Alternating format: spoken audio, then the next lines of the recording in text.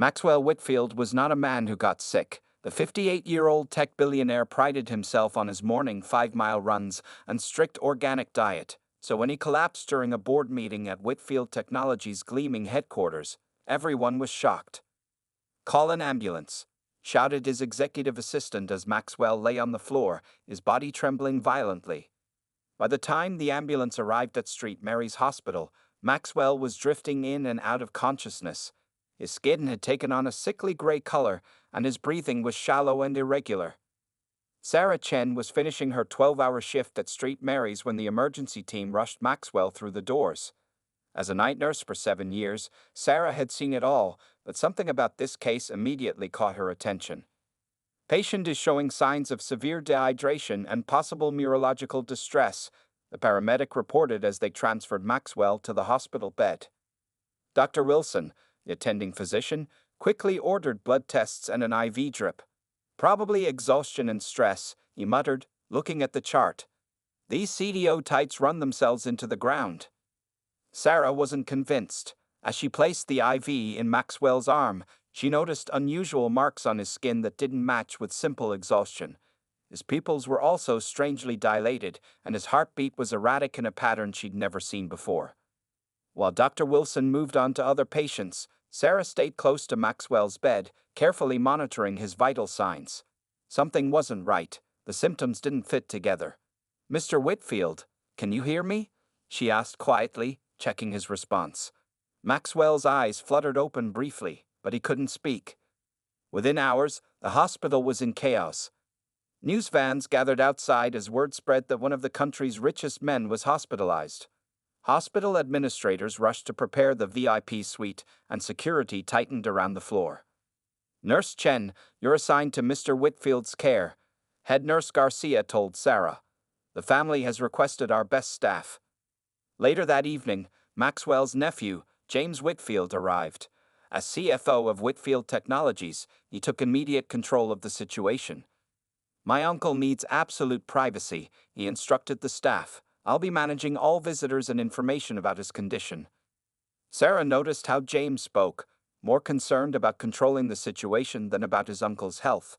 When she entered the room to check Maxwell's vital signs, James was on his phone, speaking in hushed tones. "Yes, phase 1 is complete." "No, the doctors suspect nothing. Just stick to the plan," he whispered, quickly ending the call when he saw Sarah. "How is he doing?"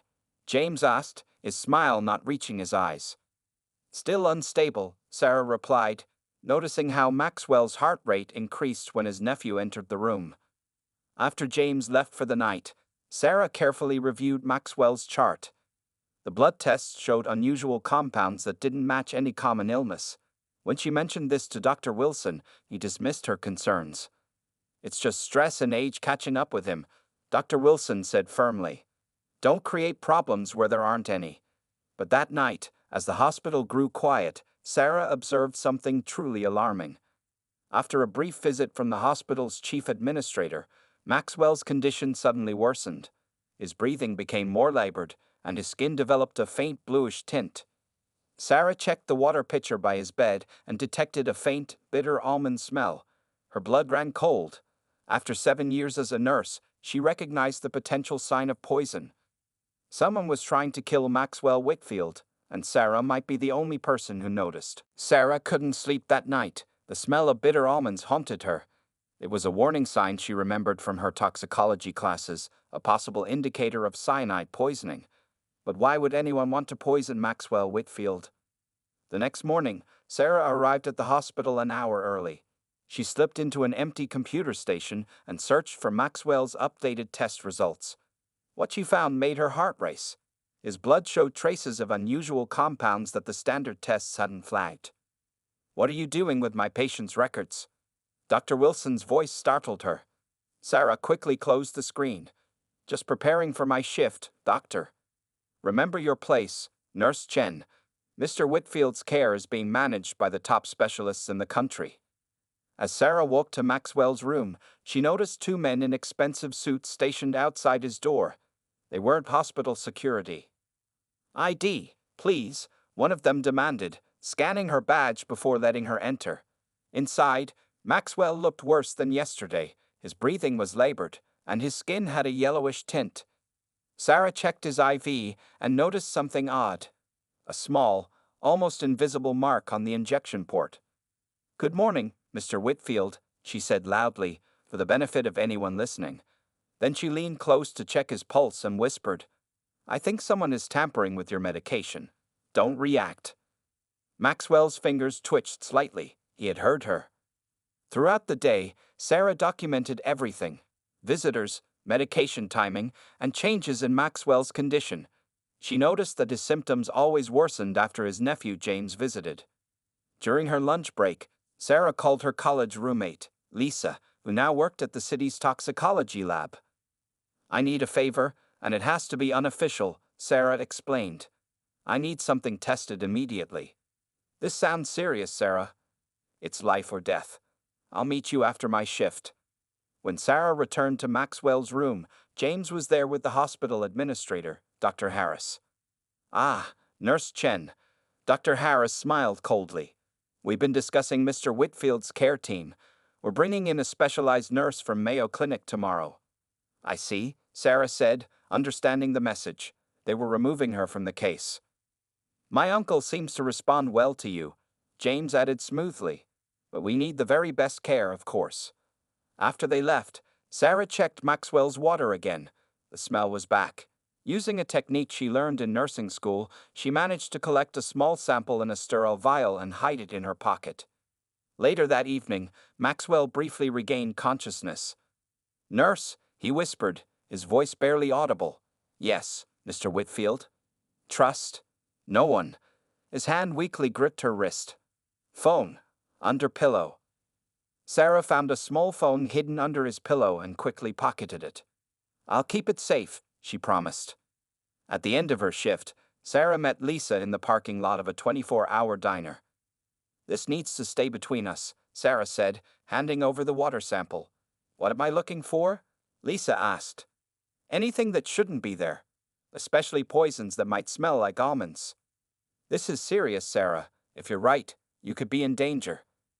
"Someone's trying to kill my patient. I can't just stand by." When Sarah arrived home, she found her apartment door slightly open. Her heart pounding, she backed away quietly and watched from across the street. Minutes later, a man in dark clothes exited her building and drove away in a black sedan. Sarah checked Maxwell's phone. It was heavily encrypted, but had one message ready to send. "If you're reading this, I'm being murdered." Evidence in the Cayman account. Now Sarah knew two things for certain. Maxwell Whitfield was being poisoned, and whoever was doing it knew she had figured it out. Sarah couldn't go back to her apartment. Whoever had broken in was clearly looking for something or waiting for her. She drove to a small motel on the edge of town and paid cash for a room. At 2 a.m., her phone rang. It was Lisa from the toxicology lab. "Sarah, you were right." Lisa's voice was shaking. "The water sample contains thallium. It's a rare metal poison that's almost impossible to detect unless you're specifically looking for it." "Thallium?" Sarah's mind raced through her medical knowledge. "That explains the hair loss and nerve symptoms." "This is serious, Sarah. Thallium poisoning is often fatal, and it's not something anyone would get by accident. This is deliberate." "I need to save him," Sarah said firmly. "Can you send me the test results?" "Already did. But Sarah, be careful. Whoever is doing this must have connections. Thallium isn't something ordinary people can get their hands on." After hanging up, Sarah examined Maxwell's encrypted phone. The Cayman account mentioned in the message must contain evidence, but she couldn't access it without a password. She needed to talk to Maxwell directly, but how? They had removed her from his care team, and security was tight around his room. When morning came, Sarah put on her uniform and drove to Street Mary's. Instead of entering through the main doors where her ID would be scanned, she used the service entrance where deliveries were made. A kitchen worker she knew nodded at her as she slipped in. "Early shift, Sarah?"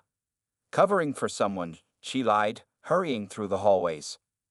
Sarah took the stairs to avoid the main elevators where security might be watching. On Maxwell's floor, she waited until the nurses were changing shifts, the most chaotic time in any hospital. During the commotion, she walked confidently toward Maxwell's room.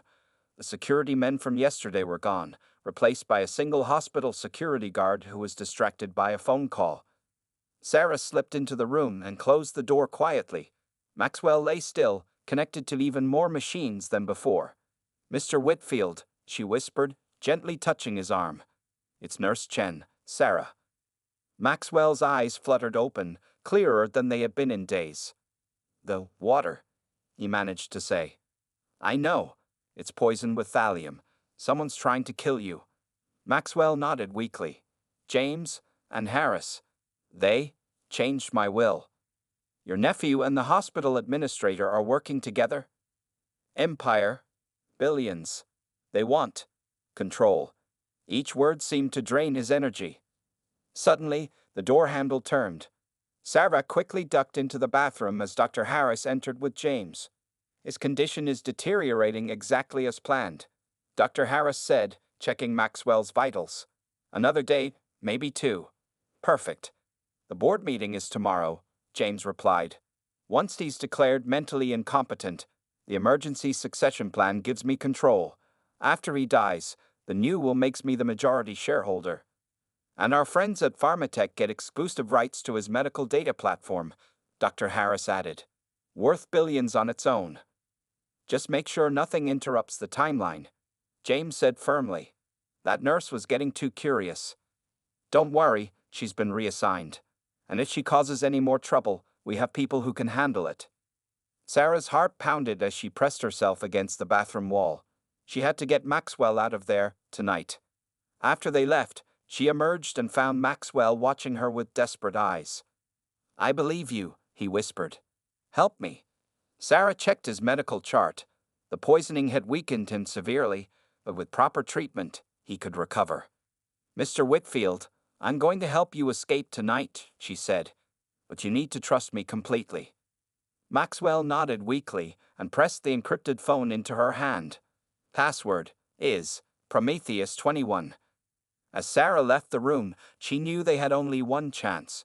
If they failed, both of them would die. Sarah spent the day planning their escape. She knew the hospital's routines inside out. 7 years of night shifts had taught her when security was weakest and which exits were least monitored. At her small motel room, Sarah used Maxwell's phone password to access his secure files. What she found shocked her. Documents showed James had secretly moved billions from company accounts to offshore banks. There were also emails between James and Pharmatech executives discussing how Maxwell's revolutionary medical data platform would be redirected after his death. "They're stealing his entire life's work," Sarah whispered to herself. At 11 p.m., Sarah put her plan into action. She called the one person at the hospital she still trusted, Mike, an orderly who had always been kind to her. "I need your help, Mike. It's dangerous, but it's about saving someone's life." Mike hesitated only briefly. "What do you need me to do?" Sarah arrived at the hospital wearing a blonde wig and glasses. Her nursing ID had been deactivated, but Mike met her at the service entrance with a visitor's badge he had borrowed from the front desk. "The security cameras on the East Wing will be down for system updates at midnight," Mike told her. "It's our maintenance window. You'll have about 10 minutes. "That's all I need. Is everything else ready?" Mike nodded. "Ambulance is in Bay 3, keys under the mat like you asked. I told them it needs maintenance, so it's off the dispatch list for tonight." At 11:55 p.m., Mike created the distraction they needed. He triggered a minor alarm in the West Wing by accidentally knocking over an oxygen tank. As security and night staff rushed to investigate, Sarah slipped into Maxwell's room. Maxwell was awake, his eyes alert despite his weakened state. "You came back," he whispered. "I promised I would," Sarah said, quickly disconnecting him from the hospital monitors. She had brought a portable heart monitor so she could keep track of his condition during transport. "Can you stand?" Maxwell tried, but his legs gave way. "Too weak?" "It's okay. I brought this." Sarah unfolded a wheelchair she had hidden in a laundry cart outside. With effort, she helped Maxwell into the wheelchair and covered him with a blanket. She placed a surgical mask over his face and a hospital cap on his head, a common sight during flu season. "We have 7 minutes before the cameras come back online," Sarah said, checking her watch. Sarah pushed Maxwell through the quiet hallways, taking the service elevator down to the first floor. A night nurse looked their way, but Sarah kept her head down, pretending to check something on a clipboard. They reached the ambulance bay just as Mike's distraction was ending. Sarah could hear the security team returning to their posts. Almost there, she whispered to Maxwell, who was breathing heavily from the exertion. Sarah helped Maxwell into the back of the ambulance and quickly hooked him up to the onboard oxygen. She had borrowed IV fluids and essential medications from the supply room earlier.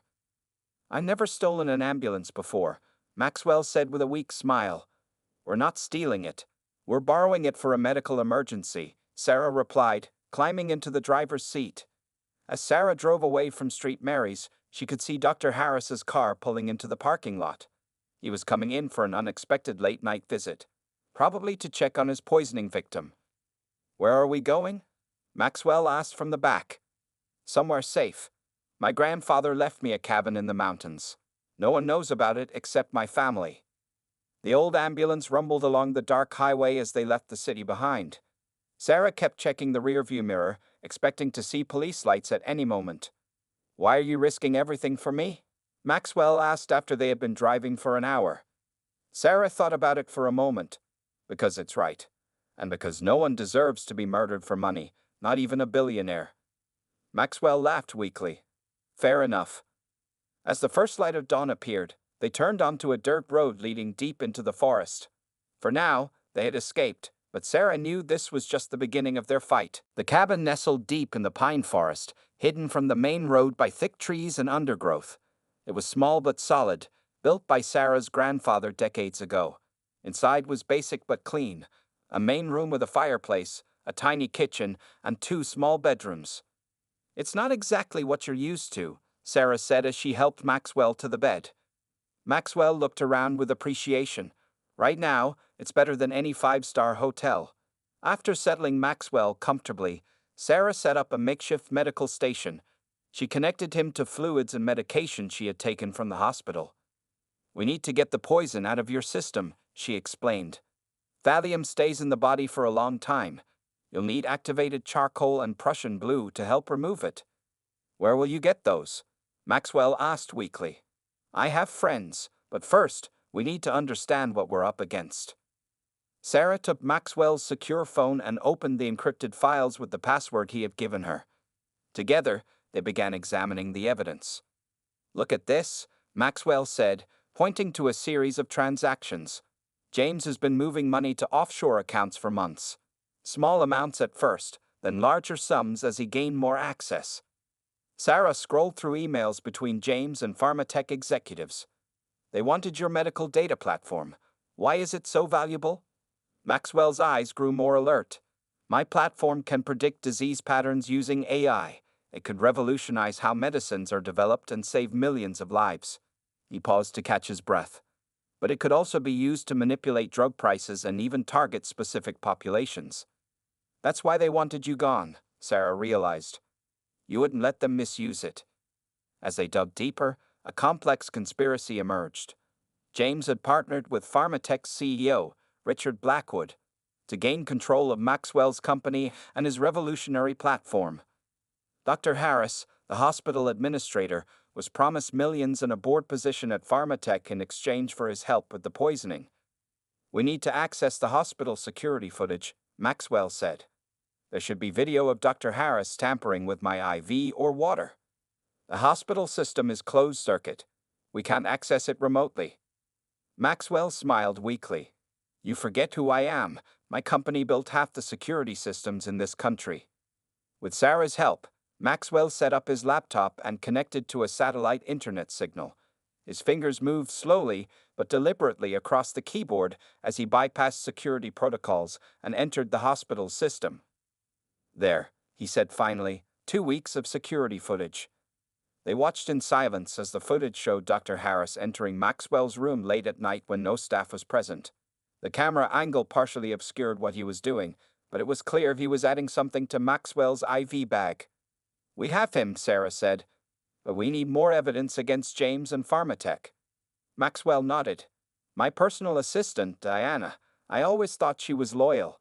He pointed to footage showing Diana allowing James into Maxwell's office after hours. She must be involved too. As day turned to evening, Sarah contacted her friend Lisa from the toxicology lab. I need Prussian blue medication.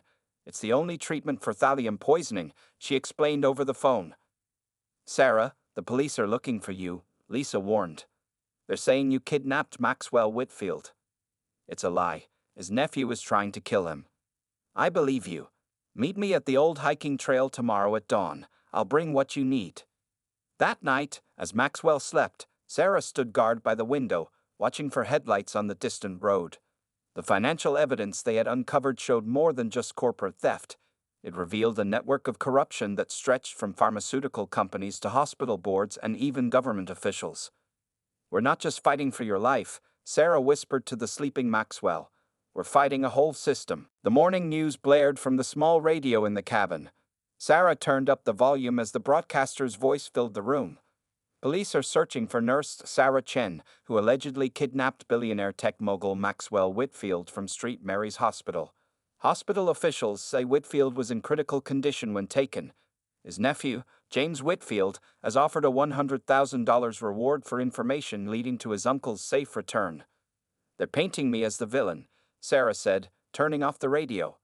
Maxwell sat up in bed, looking stronger after 3 days of proper treatment. The Prussian blue medication Lisa had provided was working. His skin had lost its grayish tint, and his eyes were clear and focused. We need more evidence, Maxwell said. The security footage is good, but they could claim it was edited or taken out of context. Sarah nodded. We need proof that connects everyone. James, Pharmatech, and Dr. Harris. Maxwell thought for a moment. There's a hidden safe in my home office. It contains backup drives of all my confidential files, including early designs for the medical platform that Pharmatech wants. We can't go to your house, Sarah protested. It's probably being watched. Not the main house, Maxwell clarified. My lake house. Few people know about it.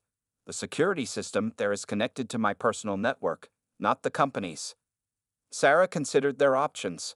I need to go back to my apartment too. I kept a personal journal with notes about your symptoms and treatment.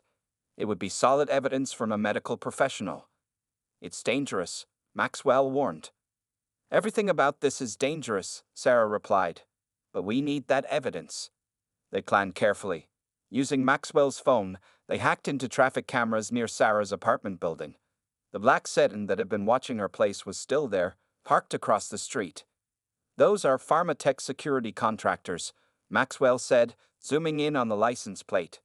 Ex-military, hired for special projects. How do I get past them? Maxwell smiled. You don't go through the front. The building next to yours has a connected roof access. I can guide you through it using the city planning maps. That night, Sarah drove the old pickup truck they had found in the cabin's shed. Following Maxwell's directions through an earpiece, she parked 3 blocks from her apartment and approached from the back alley. The service door to the neighboring building should be unlocked until 10 p.m. Maxwell's voice guided her. The superintendent never fixes the lock properly. Sure enough, the door opened easily. Sarah slipped inside and made her way to the roof. Jumping the small gap between buildings, she accessed her own roof and found the maintenance door.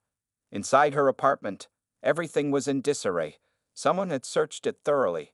Sarah went straight to her hiding place, a loose vent cover in the bathroom where she kept her private journal.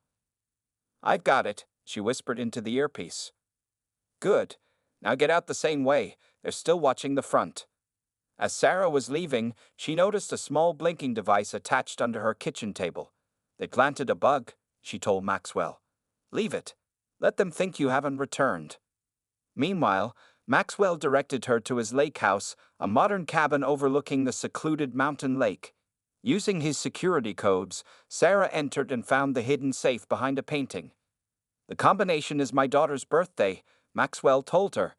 0 to 41 to 51 to 2.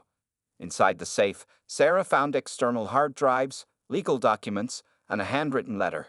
What's this letter? She asked. Insurance, Maxwell explained. It details my suspicions about James and names people I trust to investigate if anything happens to me. I wrote it months ago when I first noticed discrepancies in the company accounts. As Sarah drove back to their hideout, she felt they were finally gaining ground. They now had Maxwell's medical records showing the gradual poisoning, hospital security footage of Dr. Harris tampering with the IV, financial records showing James's theft, and documentation of Pharmatech's plans for the medical platform.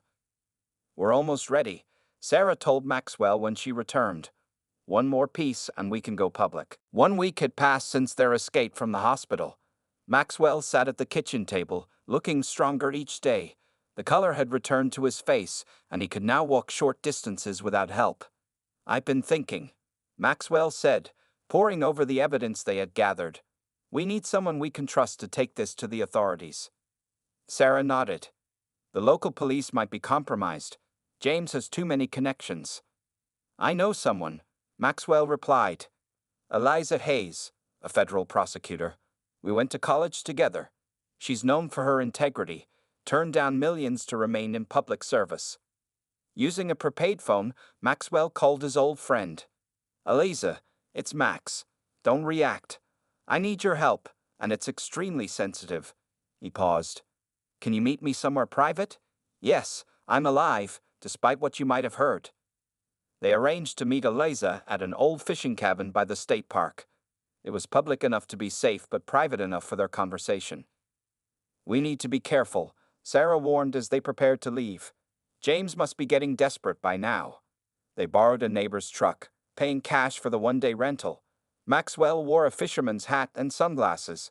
His appearance had changed enough from the illness that he wasn't easily recognizable. Eliza Hayes was waiting for them, alone as promised. Her sharp eyes widened when she saw Maxwell's condition. "My God, Max. What happened to you?" For the next hour, they presented their evidence. The medical records showing thallium poisoning, the security footage, financial transactions, and Pharmatech's secret plans for the medical platform. Elisa examined everything carefully. "This is explosive," she finally said. "Corporate theft, attempted murder, conspiracy, corruption. It touches some powerful people." "Can you build a case?" Maxwell asked. "Yes, but we need to move carefully. Some of these people have high-level connections." They developed a plan. Eliza would prepare warrants quietly, assembling a small team of trusted federal agents. Meanwhile, Maxwell would prepare for a public reappearance. "We need to draw them out," Maxwell explained. "Make them think they've won, then spring the trap." 3 days later, Maxwell's company announced an emergency board meeting to discuss recent developments and leadership transition. The news spread quickly through financial circles. On the morning of the meeting, Sarah helped Maxwell dress in his signature navy suit. "Are you sure you're strong enough for this?" she asked.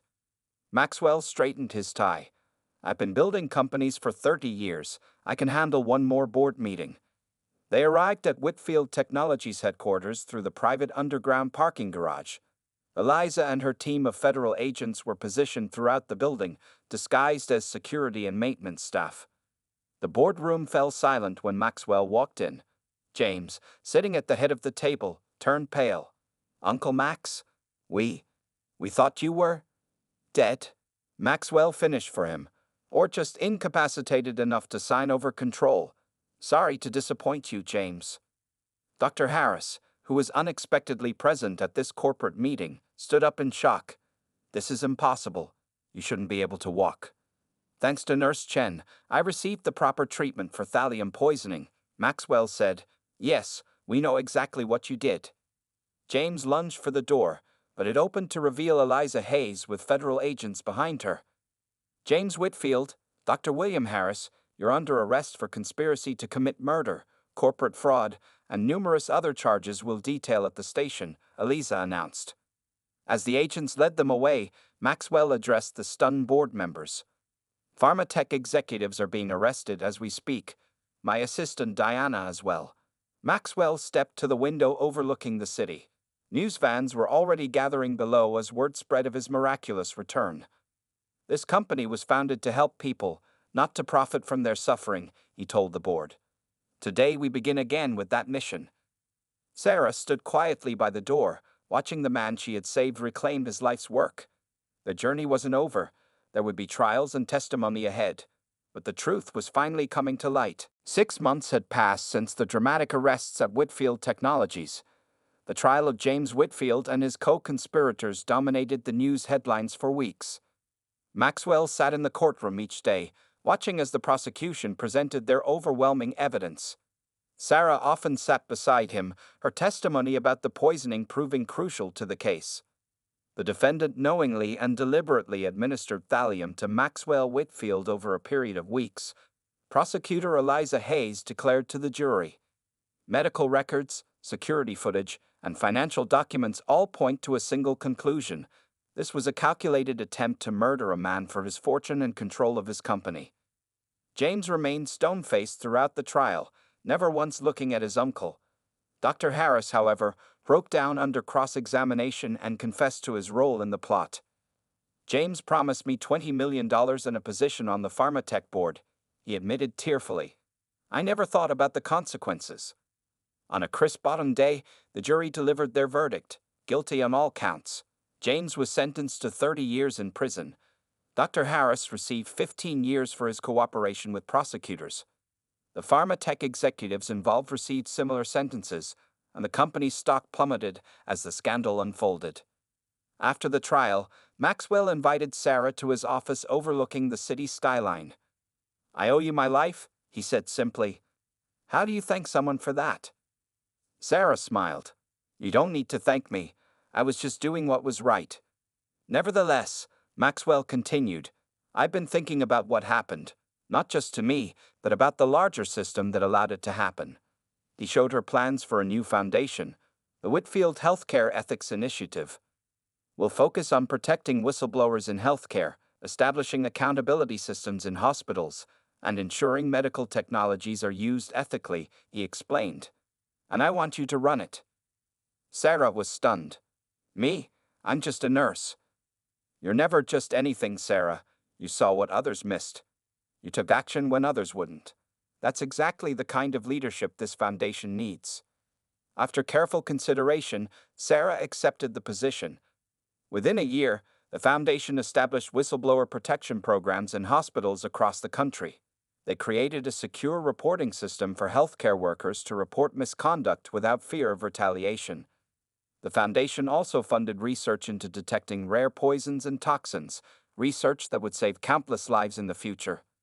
On the anniversary of Maxwell's escape from the hospital, he invited Sarah to a small gathering at his home.